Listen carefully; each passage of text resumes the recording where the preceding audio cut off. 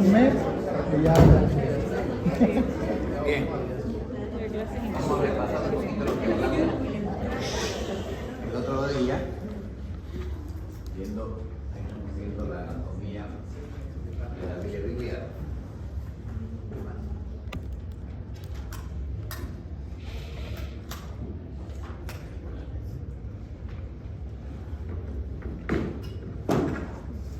La vía biliar principal, la intrahepática y la extrahepática,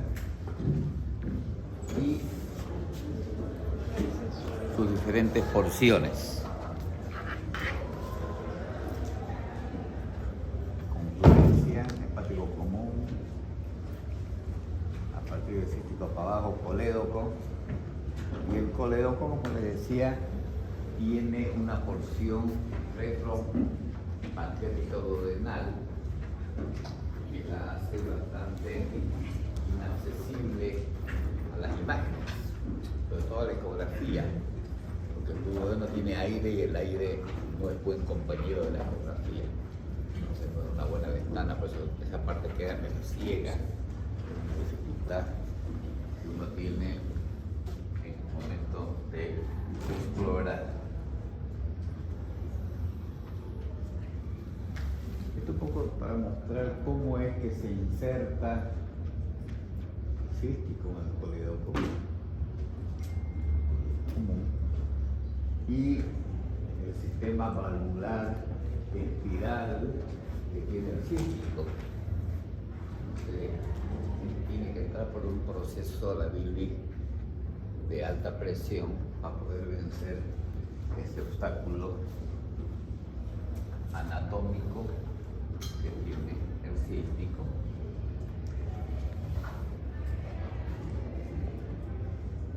Este está hecho para mostrar que está ese azul el esfínter de Oddi, ese doble sistema que abarca la porción terminal del colédoco y del conducto de Wilson para desembocar en la segunda porción del duodeno, en la carúncula menor.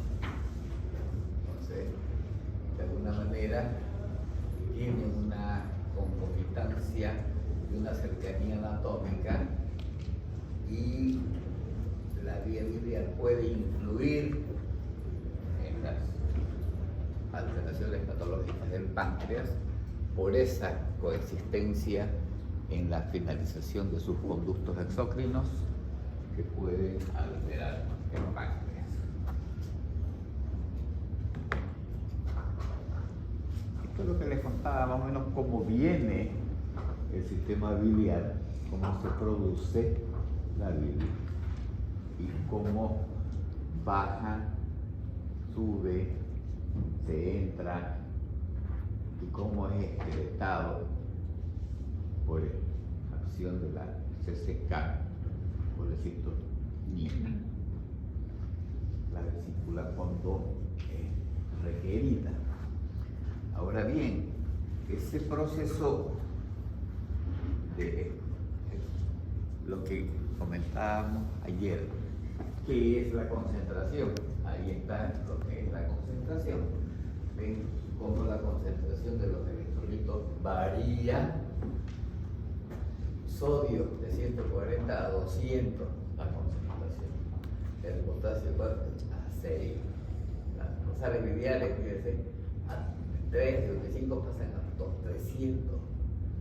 El colesterol de 60 a 70 a 400, 500.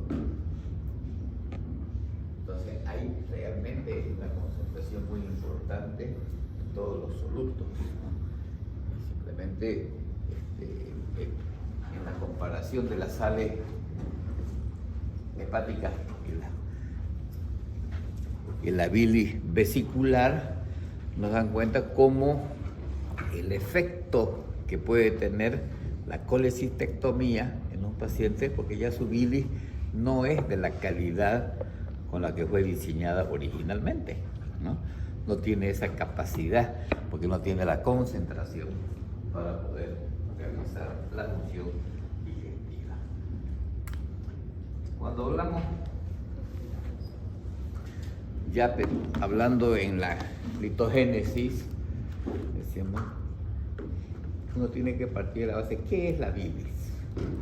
Entonces, viene una solución que es excretada por el hígado a través de los conductos biliares y que está compuesta por colesterol, sales biliares, fosfolípidos, fundamentalmente bilirrubina, electrolitos, como vimos en las concentraciones de sodio, potasio, cloro.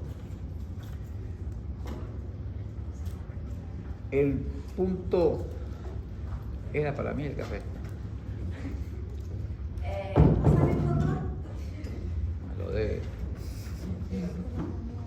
No, ayer tuvo su pico.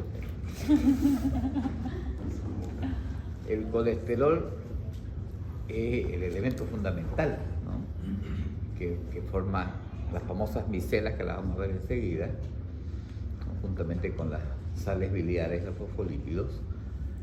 Entonces crean ese núcleo circular, que es la micela, que es donde se va a disolver el colesterol para mantenerse en equilibrio, ¿no? Entonces, estas micelas biliares hacen que, de alguna manera, ese colesterol,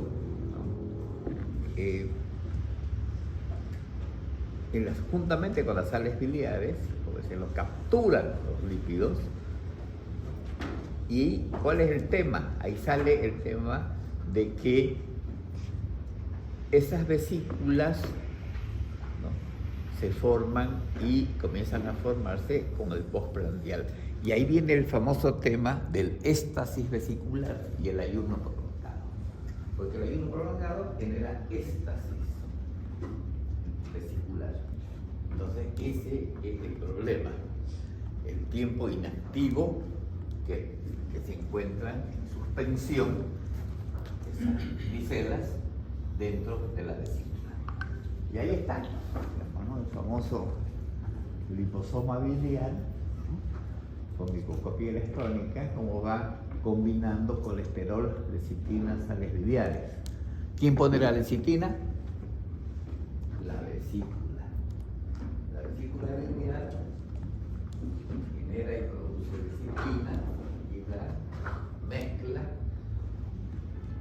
la va absorbiendo el agua, va mezclando su lecitina para formar las micelas y tenerla, como les dije, y agarraditos de la mano, todos juntitos, una ruedita, ¿no?, manteniéndose, jugando a la rondita. Entonces, dentro de, en la parte canalicular, esas vesículas, esas micelas, fíjense que en ayuno están en una concentración diferente, ¿no? Están ahí, como decir, sobrecargadas vesículas y micelas, y cuando se rompe el ayuno, esa expresión hace que vuelvan a, como si se reseteara la vesícula y la formación de todos los elementos, otra vez, ¿no? Entonces, por eso que es importante que esto esté en funcionamiento varias veces al día para evitar esa precipitación. Entonces, llegamos al punto que la litogénesis o la formación de cálculos litos dentro de la vesícula es una enfermedad básicamente metabólica. ¿Por qué? Porque hay una alteración en la secreción de los lípidos biliares por una sobresaturación, ¿no? Entonces, como decíamos, hablamos de la analogía con el petróleo venezolano, que es tan denso. Igual si yo como comida grasa, ¿no?, rica en colesterol, le estoy mandando pues al hígado que fabrique un colesterol sobresaturado también, ¿no? Entonces, ese es un tema crítico cómo la alimentación interviene en el proceso de litogénesis, el alto consumo de grasas, ¿no? Y ahí viene lo que se llama la precipitación de los cristales. Ahí este fenómeno que se llama la nucleación precipita y se forma el núcleo del cálculo. Si uno después agarra un cálculo y lo parte, ¿no?, sobre todo los que tienen bilirrubinatos, es como si fuera un árbol. Uno no puede saber cuánto tiempo tardó en crecer ese cálculo, porque está todo concentrado sobre el núcleo, cómo se han ido acomodando el resto de las cosas para ir creciendo en tamaño, ¿no? Y eso, y cuando uno dice, son cristales, no, apenas hay mucho y calcio, hay que tener mucho cuidado con el famoso barro biliar que los ecografistas lo ponen, ¿no? Y a veces confunden la microlitiasis con simplemente una bilis densa. Y depende mucho de las horas de ayuno, eso es muy importante. Pero ya un barro biliar, realmente que uno vea una diferencia significativa dentro de la vesícula de densidades, una vejiga con agua y con aceite, lo que lo muevo así, y a la arena, lo más sólido va, no hay eso, una microlitiasis cuando comienza a hacer niveles. Cuando hace niveles, estamos hablando de microlitiasis.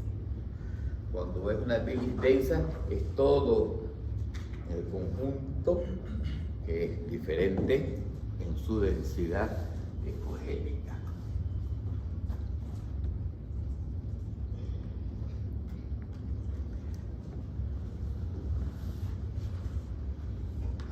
Esto es interesante conocer, ¿no?, el tema de la sobresaturación biliar. ¿Por qué? Porque el organismo es un sistema ahorrativo, digestivo, y le gusta reciclar. Entonces el colesterol que no se utilizó, que fue el intestino, ¿no?, se absorbe y vuelve al hígado otra vez. O sea, lo que como más lo que está reciclando, ¿no?, me produce como una doble oferta de materia prima dentro del hígado para provocar esa bilis sobresaturada que vuelve a la síntesis biliar, ¿no? Entonces, bilis sobresaturada con colesterol y la bilis insaturada con colesterol, ¿no? Entonces, en ayuno es una cosa, en post-prandial es otra cosa. Entonces, esa bilis que va al sistema digestivo, y vamos a ver cómo va a formar el famoso estercobilinógeno para poder darle un tipo de color y una alteración de la flora bacteriana en el colon.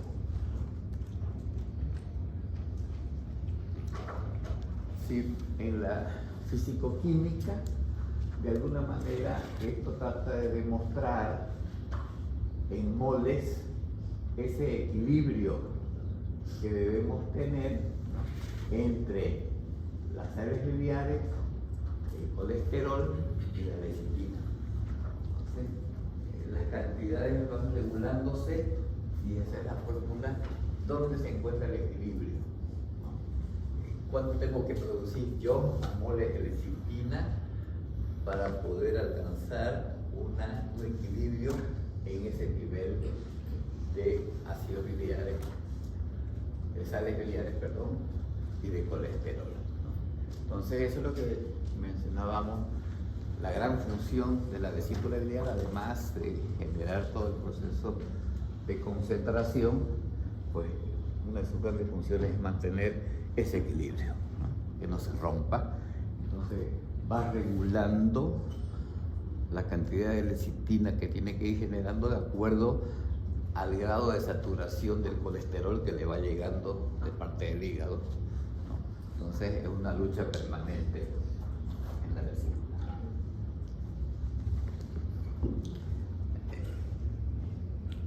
Siempre se dice que la bilis del paciente que tiene litiasis eso es ayunar. No hay otra forma de cómo se empiece el proceso si no es a través de una bilis sobresaturada. Porque esa capacidad de solubilizante es litogénico. Exceso de colesterol y una deficiencia de sales biliares y fosfolípidos, que son, vamos a decir, los factores protectores dentro de la vesícula biliar, junto con la lecitina encargada de mantener ese equilibrio. La sobresaturación por sí sola no genera litiasis. Es el gran factor predisponente físico-químico dentro del proceso metabólico de la vesícula, pero también necesita de que se forme, como decíamos, la nucleación. Tiene que haber esa precipitación y la formación del núcleo calculoso, el microcristal, que va a ser la base sobre la cual va a haber la agregación, que es el otro elemento, sobre el núcleo calculoso. Pero la madre sigue siendo la saturación biliar. Entonces, cuando hablamos de nucleación, ahí vemos factores antinucleantes, ¿no? Y factores nucleantes. Entonces ahí vemos cómo el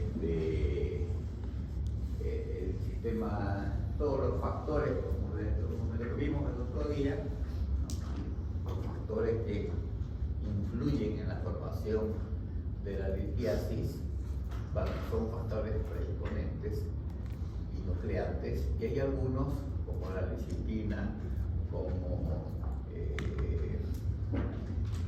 los ayunos cortos, como el ejercicio, que son favorecedores o antinucleantes, que evitan la formación de ese núcleo calculoso sobre el cual va a existir esa agregación, ¿no?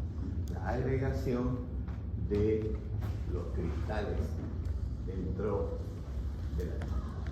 Entonces, para esa bilis sobresaturada, que actúa sobre una vesícula estática, o sea, estasis vesicular, hace que se precipite y se forme el núcleo calculoso sobre el cual van a ir agregándose los demás elementos. Fíjense como dice ahí, hay algunas situaciones que favorecen los cálculos del malasco, estado de vaciamiento, volumen residual mayor, entonces que no termino de vaciar esa vesícula. Vamos a ver cada uno de los factores particulares. Entonces básicamente tenemos estos tres elementos cuando hablamos de litogénesis. Los tres elementos que intervienen en la litogénesis son la sobresaturación de la bilis, el colesterol, el éstasis y la nucleación. Sobre estos tres elementos es que juegan todos los otros factores que vamos a ver dentro de la litogénesis. Ya mencionamos el otro día, ¿no?, el tema de la edad, ya hablamos del famoso 40, pero a nosotros no funciona, pero a partir de los 40 ya vienen otros factores, ¿no? Fíjense que está demostrado la correlación entre la litiasis y la hipersecreción de colesterol, que está asociada a las personas mayores. Las personas mayores de 60 años, casi la mayoría tienen hipercolesterolemia, ¿no?, primaria, propia del proceso de envejecimiento. Entonces, por lo tanto, tienen mayor probabilidad de desarrollar litiasis también. El sexo, ya hablamos en el tema del efecto del estrógeno en las mujeres dentro del metabolismo hepático,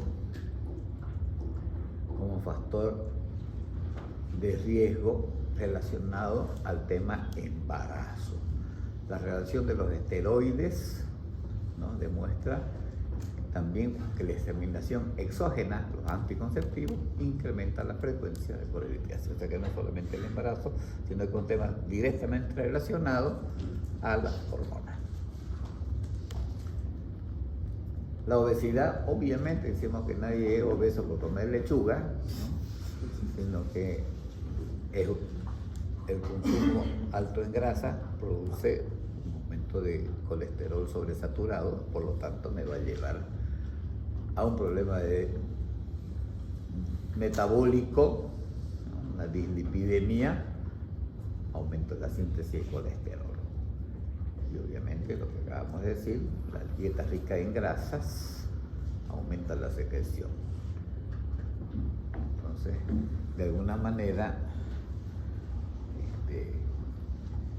están todos relacionados unos con otros. Y hay más todavía, un montón. Hay una cosa, en Chile, dice que hay allá abajito del mapa, hay una etnia, una raza muy especial, que el 100% de los habitantes tienen diabetes. 100%. Ya, es un tema racial ya, ¿no? Un tema genético, de alimentación, o sea, pero muy ligado al factor genético, 100%. ¿No? En Irán también hay otros elementos así. Hablamos antecedentes familiares, es antecedentes, ¿no? Mamá tuvo litiasis, bueno, ponga ojo atención, que puedo tener yo también, ¿no? La obesidad, los hijos, el embarazo, los ayunos, o sea, la colestasia, se refiere al ayuno prolongado, éxtasis vesicular,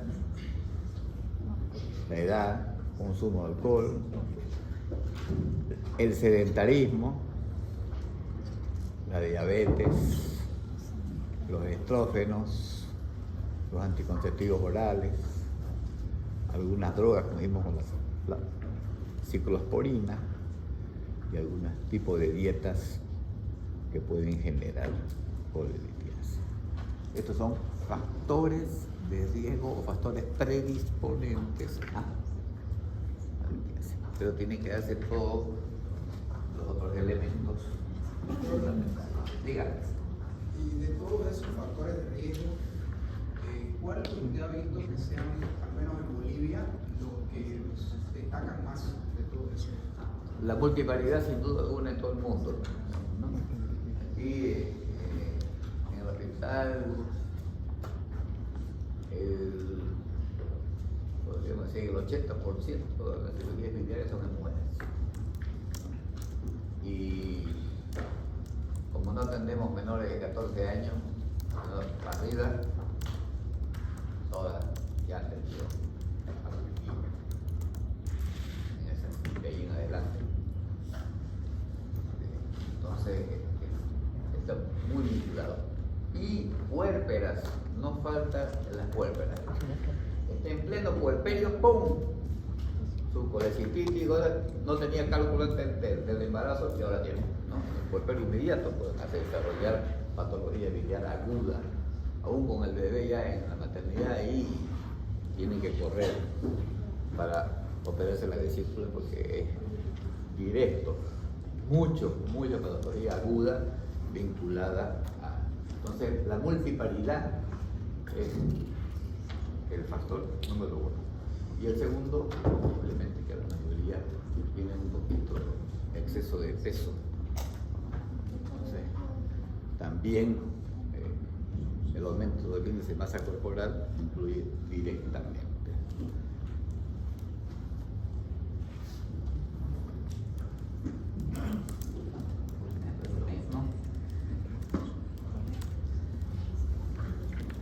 Bien, hasta ahí el repaso para lo que no vinieron el otro día.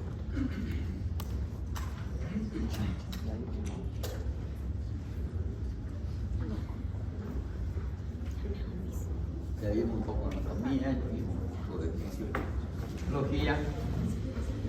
Ahora vamos a ver un poquito de semiología de la debilidad.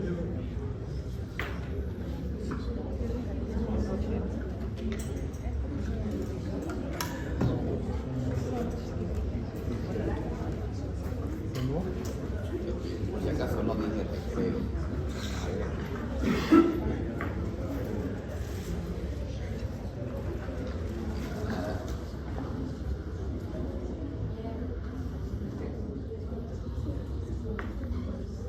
¿Cuáles son los síntomas relacionados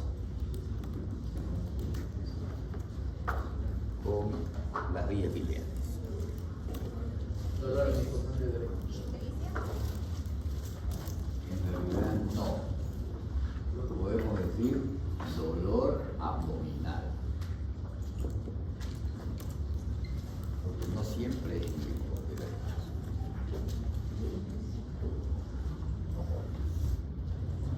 Entonces, dentro de los dolores abdominales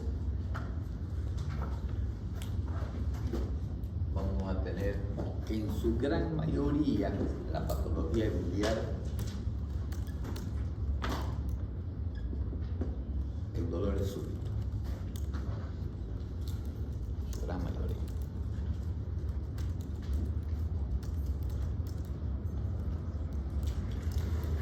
El dolor abdominal puede ser crónico o puede ser permanente. De los dos. Y es la mejor expresión de cólico, tanto así que así se llama cólico biliar, ¿no? Es la mejor expresión del dolor cólico. Pero también vamos a tener, por ejemplo, en una colicitis aguda, el dolor es y ambos son de duele. Uno duele la vesícula. Cuando duele, dice la hueca. Cuando es dolor cólico, por contracción. Y permanente, dice, por distensión o isquemia. Solo para aclarar, entonces, el dolor puede ser en cualquier parte del abdomen. Todavía no ha llegado al lugar. Estamos recién en el tipo. Ahora sí vamos. ¿Dónde está localizado? Dolor.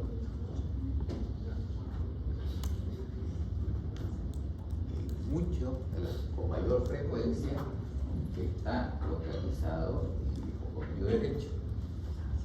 Pero también puede estar localizado en el epigastrio o en esta zona que se llama zona coleoco-duodenal, pancreático-duodenal de Chopin, que es la línea media hasta llegar al ombligo. Entonces prácticamente tenemos en el hemiabdomen superior derecho, todo, prácticamente ocupa como dos cuadrantes que tienen el inicio del dolor. ¿Cómo se llama esa línea? Se llama, es medio rara, zona duodeno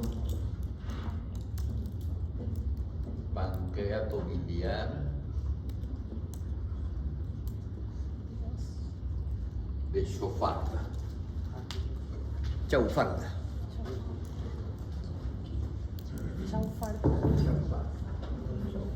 ¿Por qué? Porque a veces me duele el colédoco vital y es más abajo, es más cerca del ombligo, que cuando es la vesícula que es debajo de la costilla. Y a veces no es tan precisa a veces la ubicación de la vesícula, tan externo y es más medial. Entonces duele más al medio inicialmente. Por eso es que no es todo tan hipocondrio derecho. Puedo tener las otras zonas también de dolor ubicado. Cuando hablamos de irradiación,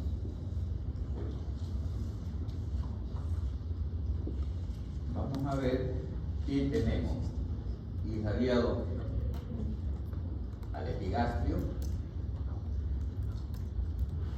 importante, a la región subescapular derecha, que es muy común, y por favor es aquí, no es en la espalda. Porque la espalda comienza aquí, aquí, en realidad es en la parte intervertebroescapular derecha, porque es la zona del nervio espinal que sale hacia atrás. Esas son las clásicas irradiaciones, y obviamente ya cuando hablamos con pancreatitis ya estamos hablando ya de la famosa irradiación cinturón, pero eso ya es más de la pancreatitis, no de la biliar.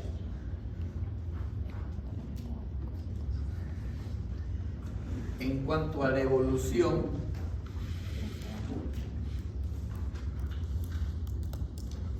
podemos decir que el cólico generalmente es autolimitado.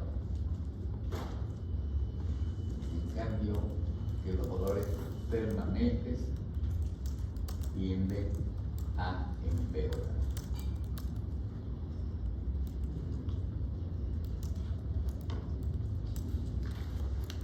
Duele, más tarde duele y me siento peor, más tarde me sigue doliendo y me sigue sintiendo peor. Y ya empezó la fiebre y ya empezó la rotación más complicada. Entonces, nos sirve de repaso de nuestro síntoma básico, que es el dolor abdominal. Otros dolores, otros síntomas muy comunes. Asociados, fiebre, Fiebre. vómito.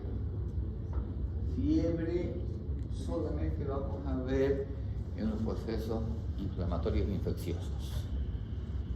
Inflamatorios o infecciosos. Estamos hablando de pacientes con fiebre, tenemos que sospechar colitis aguda, colangitis. Cuando hay procesos sobreagregados infecciosos, fundamentalmente. Más común, ¿ah? Vómito, Vómito. náusea.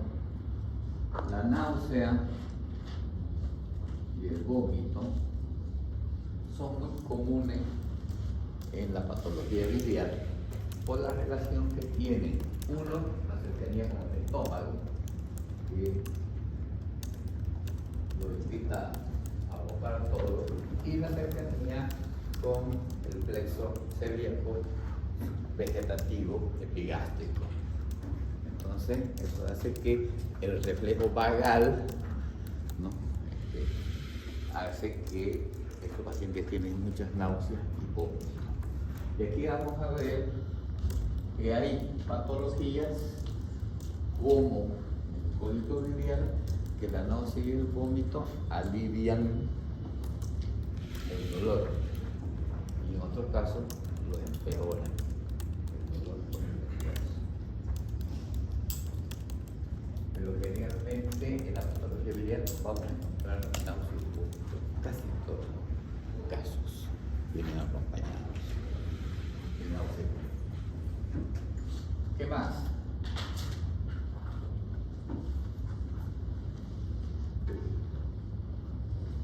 ¿Qué otros síntomas puede haber?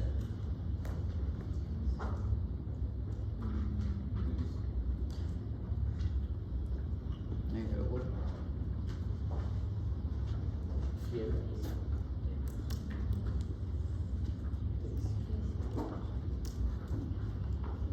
Ictericia. Síntomas muy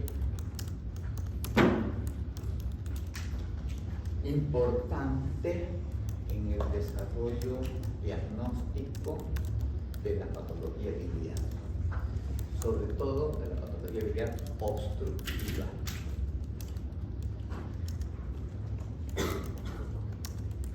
El día martes vamos a ver cómo ese síntoma en particular, cómo podemos hacer diagnóstico diferencial de distintas situaciones clínicas del paciente isquémico. ¿Cómo maneja un paciente isquémico? ¿Qué bloquear? ¿Hacia dónde voy? Esto es aquí, esto es acá. Y eso es clave en el manejo de la patología. Entonces vamos a desarrollar la ictericia en general, pero hacemos hincapié en la ictericia obstructiva, que es la que nos importa desde el punto de vista quirúrgico.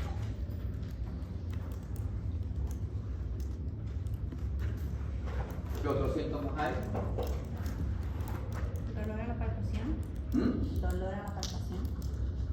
Eso más sería un signo que un síntoma. ¿Vale? ¿O la descompresión? Igual sería un signo, no un síntoma. Los síntomas, la manifestación y el examen físico me va a dar otros elementos. Pero desde ya le aclaro que la patología biliar, solamente la colecistitis aguda me puede dar hasta defensa abdominal y dolor a la palpación, la única. El resto no hacen reacción peritoneal, no cursan con signo de irritación peritoneal, porque están muy bien bloqueados entre el hígado, el colon, el estómago, bien tapaditos. Entonces es difícil que se manifieste más grande, esté bien localizado, todo es bien localizado porque anatómicamente está hecho así y lo bloquea muy bien el colon, el estómago, el hígado, ahí lo dejan, en esa zona.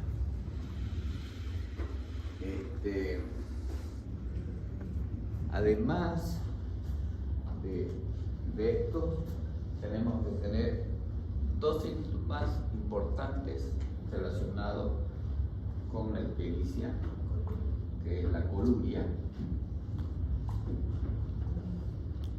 y la acolia o la hipocolia.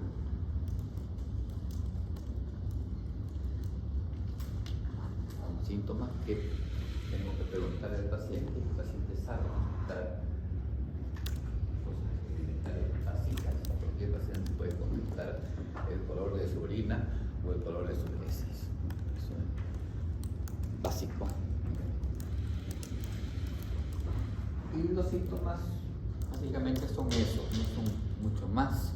El paciente da vuelta sobre esto mismo todo el tiempo. Desde el punto de vista del examen físico,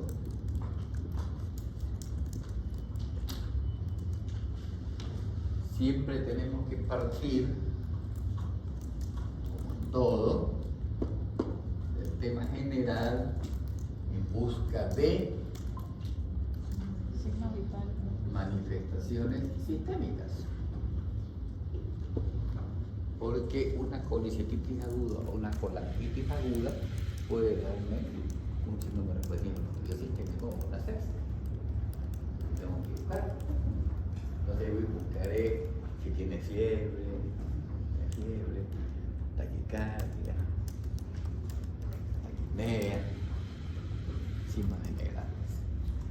Aquí en el examen físico general también voy a ver la ictericia,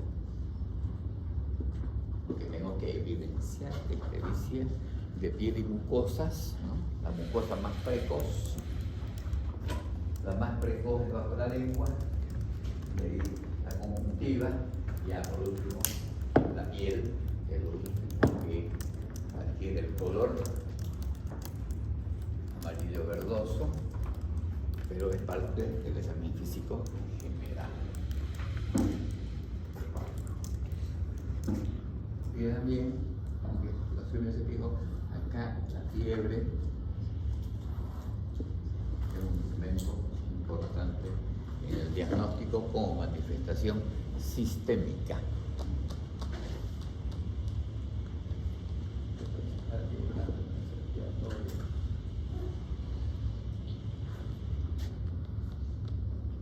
En el abdomen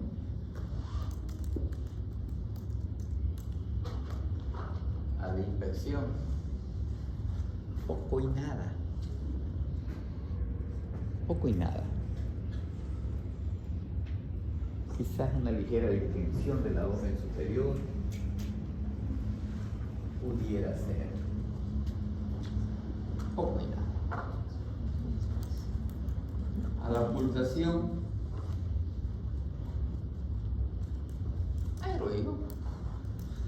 no interfiere, yo decir, no tengo signos de irritación peritoneal generalizados, solamente allá arriba, no hay que obstruir, los chinchulines están tranquilos, se mueven.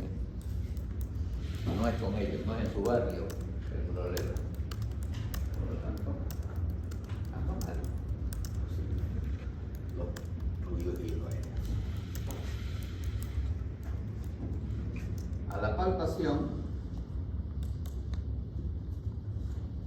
ahí sí, voy a buscar puntos dolorosos. Entonces, fundamentalmente, en esta zona, dolor a la palpación y un poco de derecho. Bien. Entonces, puntos dolorosos. Defensa. No hacen contractura, pero sí hacen defensa. La colectritis aguda. Lo único que hace es defensa. Y con esos dos elementos, yo voy a construir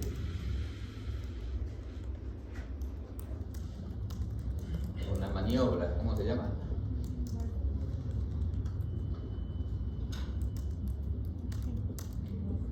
¿Cuál es la ley del Murphy?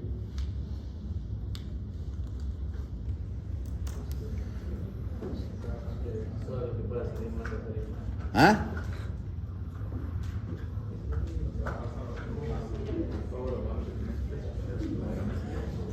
Exactamente, Murphy era un iluminado, porque dijo, yo voy a describir esta maniobra de Murphy y ningún estudiante de medicina ni médico bajo va a poder hacer la maniobra de Murphy tal cual como yo la diseñé. Y así fue. Hasta el día de hoy perdura ese tema, ¿no? Repásenla y vean algunas cosas que históricamente las he visto que se las han enseñado mal o la han interpretado mal, ¿no?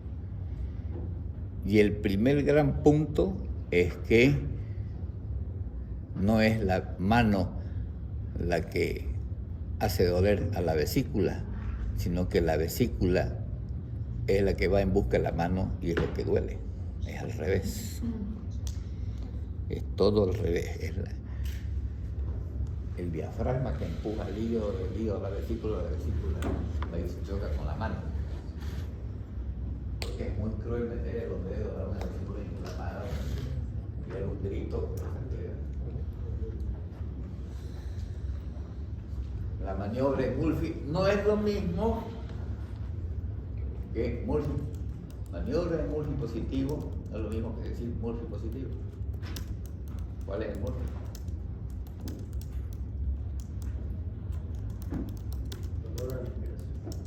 No.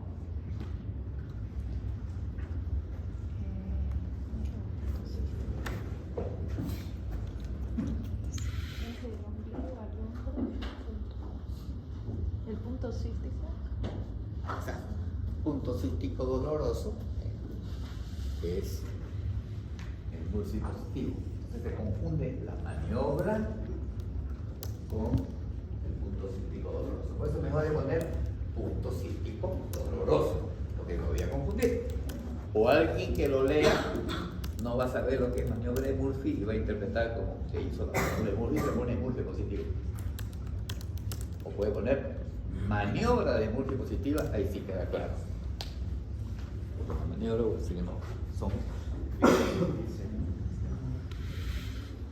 Es un punto doloroso. Esto es una maniobra. En la palpación puedo tener algo también que es la vesícula palpable.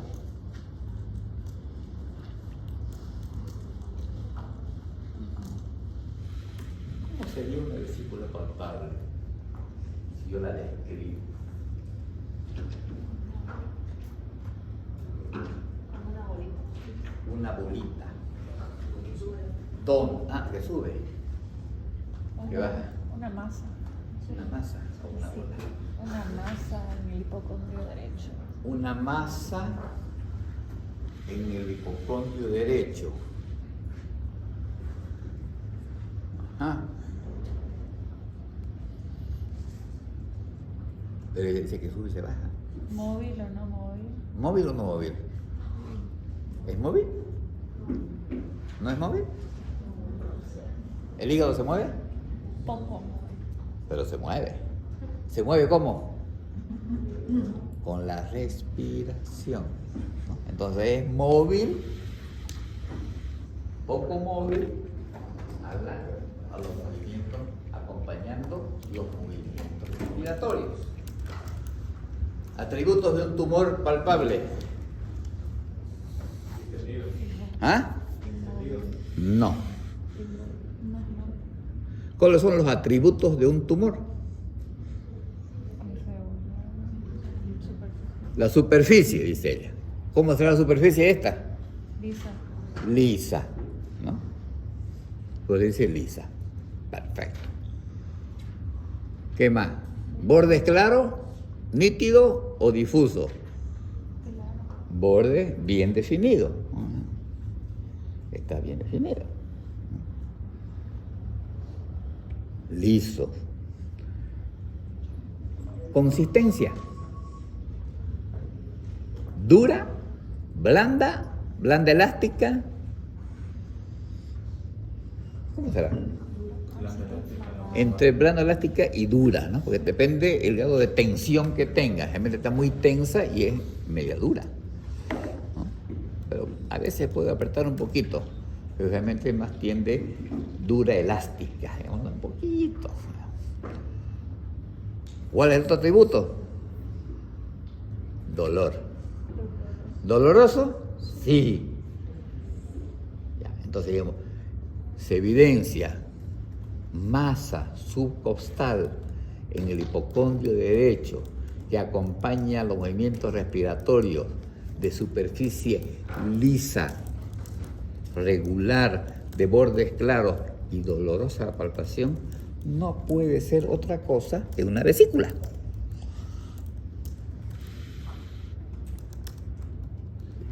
¿Cuál es el tema? Acordarse. La palta. Usted agarra una palta, toque una palta, agarra la palta y ya sabe cómo va a ser la vesícula. Es exactamente lo mismo, ¿no? Ponen así un pedacito de voy a tocar la palta. Entonces, esos son los atributos de cualquier tumor. Cualquier tumor que tenga, cualquier parte, tiene que contestar las mismas cosas. Localización, tamaño, superficie, consistencia, movilidad y dolor. Así como tenemos la actividad para el dolor, estos son los atributos de un tumor. Todos los tumores tienen que responder a esos atributos. Y la percusión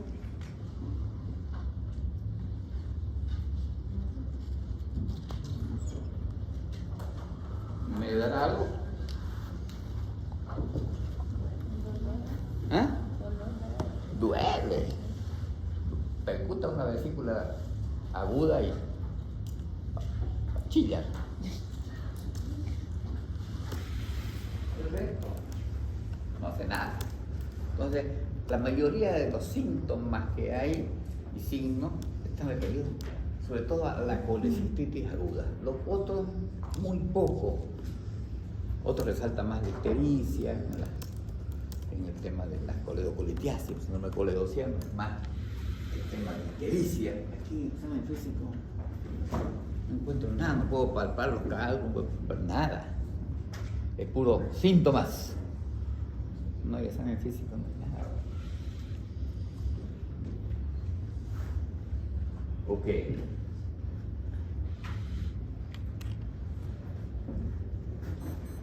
Con esto completamos el primer lado del triángulo. No. Aquí. De la base. Ahora veamos el segundo lado, que es el laboratorio de análisis clínico. ¿Qué nos ayuda?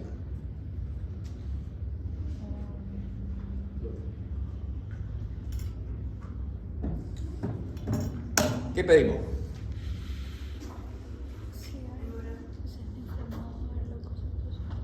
Hemograma. Vamos a ver de la parte hematológica.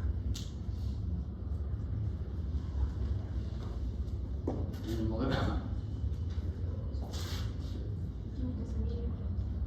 Estamos hematológicos.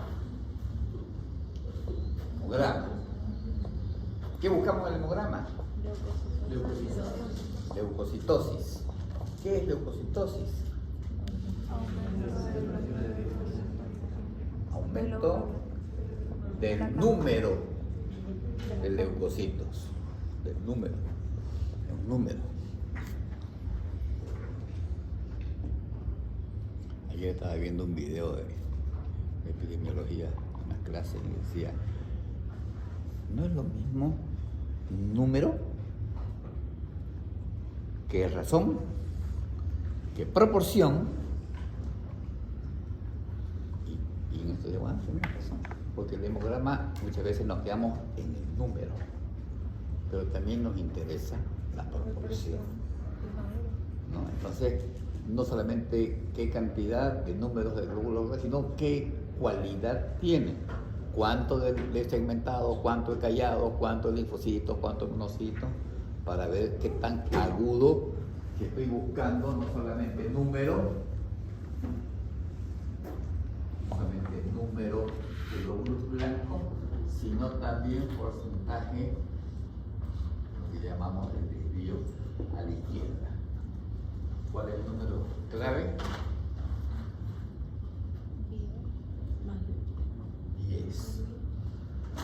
Más de 10% de células inmaduras y estamos, nos enfocamos que estamos ya, nos está complicando el paciente y ya haciendo presión inflamatoria sistémica, ¿no? La leucocitosis con más de 10% de células inmaduras. Ojo. ¿Qué más vamos a buscar en el hemograma?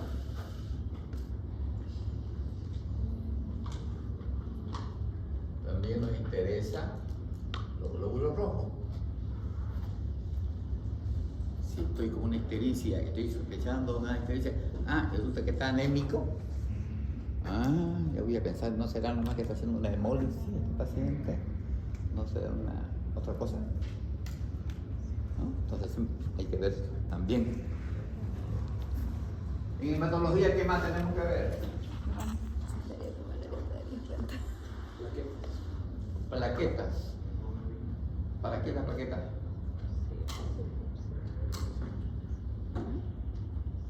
¿Cuál es la relación de las plaquetas en este caso? Ninguno.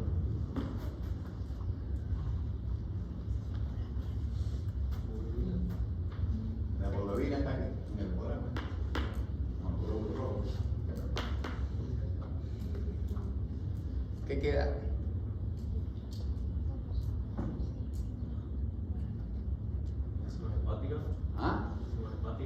Estamos en hematología. Sí.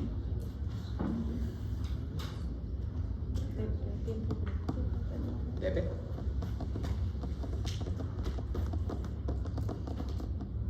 Pepe, clave. Con el tema de bilirrubina. Ya vamos a explicar en detalle la importancia de este PP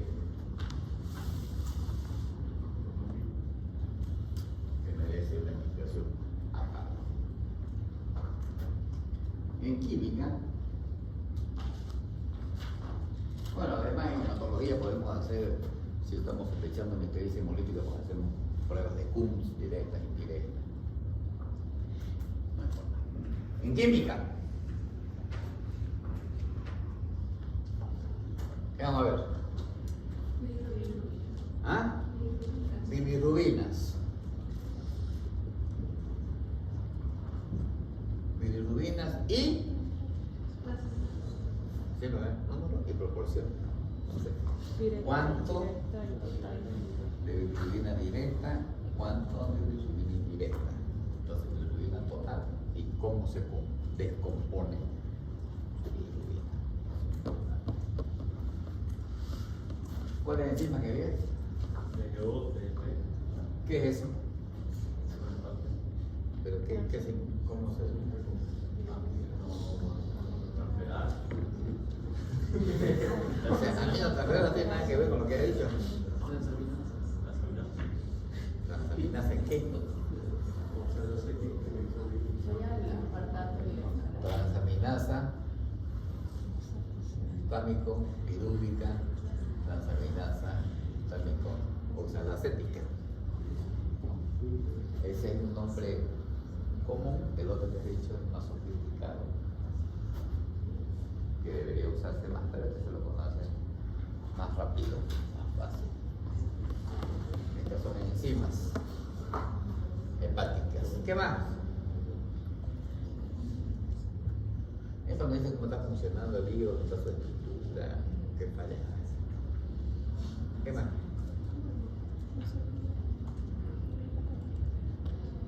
¿Qué más le pedimos a la química? Albúmina.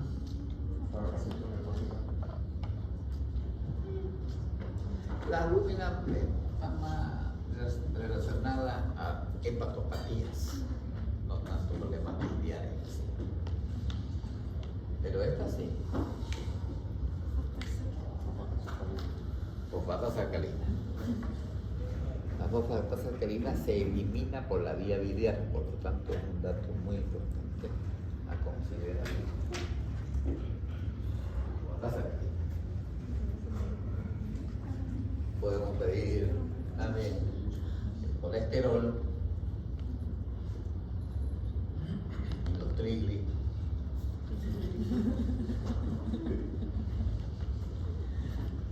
para las posibles dislipidemias que podemos tener asociadas a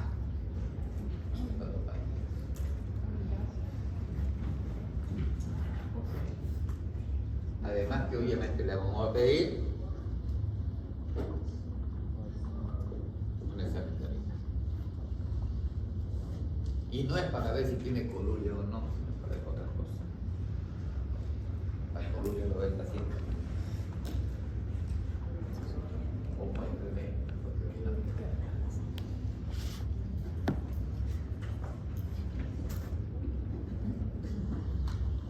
y tenemos de por ejemplo nuestra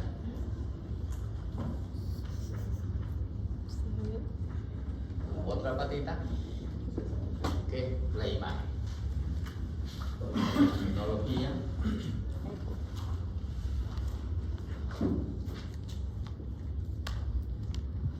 Y obviamente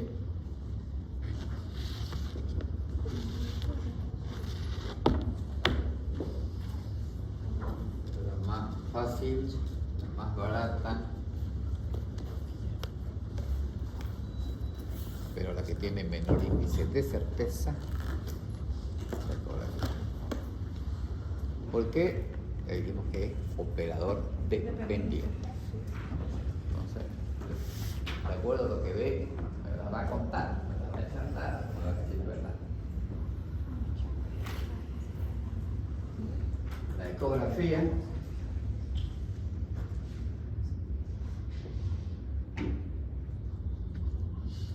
¿qué más? La tomografía,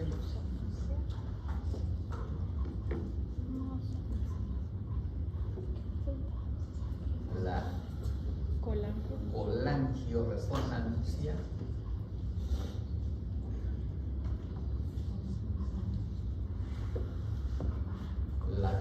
colangiografía percutánea.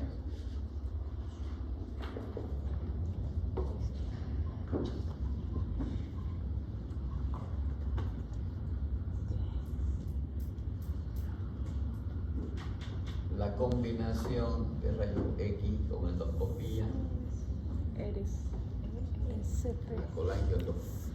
colangiopancreatografía endoscópica retrógrada para ver la viabilidad terapéutica. Básicamente tenemos cubierta la imagen. Quizás esta es la más usada y la que más ayuda, sobre todo en la vesícula biliar. No hay comparación, que la ecografía es la madre. Esa da más información que cualquiera de las otras. Vesícula. Entonces ya dijimos que para el diagnóstico de la patología biliar nos basamos en la clínica, que nos hace la sospecha clínica. A partir de ahí incorporamos algunos elementos de la química sanguínea que básicamente están orientadas a estos puntos.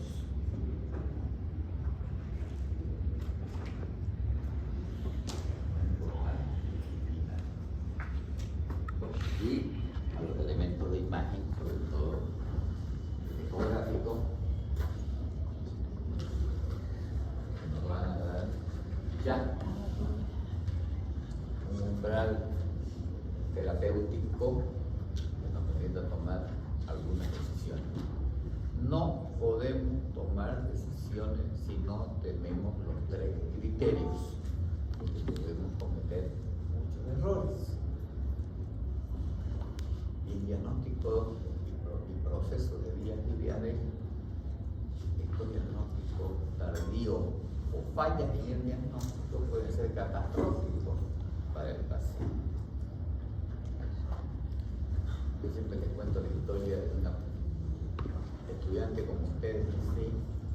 Que terminamos este bloque 3 y me llama un día tarde de la noche.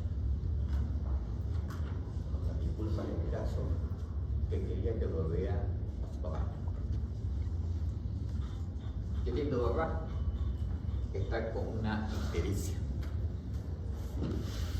¿Y cuál es el problema? Que lo ha visto el médico y lo tiene todo listo para operarlo mañana a primera hora. ¿Cuál es el problema? Que para mí no es una ictericia obstructiva. No encaja las cosas, los laboratorios, las ecografías, algo no encaja. Y yo creo que no es. Bueno, ya lo vamos a tener mañana, habla con el no, que el médico no sé qué. Mi papá dice que quiere que venga. Coincidentemente, o sea, vivía a 2 cuadras de mi casa, ni sabía, vivía a 2 cuadras. Bueno, lo vi al Señor y efectivamente tenía cosas que no encajaban, como una ictericia obstructiva, objeto de la cirugía del día siguiente. Entonces, bueno, por lo menos postergué su cirugía mientras no completemos parte del rompecabezas que no está. Faltan algunas cositas que nos pueden ayudar, pero aparentemente su hija tiene razón, no parece algo obstructivo, parece más algo de patología. Bueno, lo llamó hace rato al médico, le dijo que no se iba a operar y que lo iba a ver en la tarde y que no sé qué, el otro dice no, que está todo hablado. Finalmente, dentro de las cosas que fueron marcadores serológicos para hepatitis. ¿Qué descubrimos? Una hepatitis C. Una hepatitis C sometido a una cirugía biliar, de terminarlo de destrozar el hígado a patadas más o menos. O sea, anestésico, hepático, la manipulada, la cola intraoperatoria. respiratoria, el daño hepático que se iba a provocar hubiese sido catastrófico realmente. Operar una hepatitis aguda. Pero, por eso digo, si no tengo los 3 elementos, no puedo arriesgarme a hacerlo. No tengo autorización para cruzar el umbral terapéutico.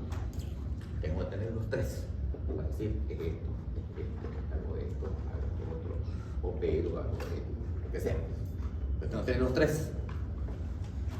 No solamente la clínica, con esto, ya está. No. Necesitamos. Y van a ver que en las guías que vamos a revisar, en los criterios diagnósticos que hay con sistema de puntuación, mantiene los 3 elementos bien claramente establecidos, como siempre lo fue. No solamente que está más ordenadito en la puntuación, dice, necesariamente tiene que tener este más algo de este y de este también, si quiere. Si no, se queda aquí en sospecha clínica. Diagnóstico presuntivo. Si tiene los 3, está con evidencia absoluta de poder hacer. Échale una repasada al metabolismo de la bilis, y el martes vamos a hacer todo el ejercicio completo del diagnóstico diferencial de la ictericia, con todos los elementos diagnósticos, porque a partir de ahí ya lo demás es más fácil.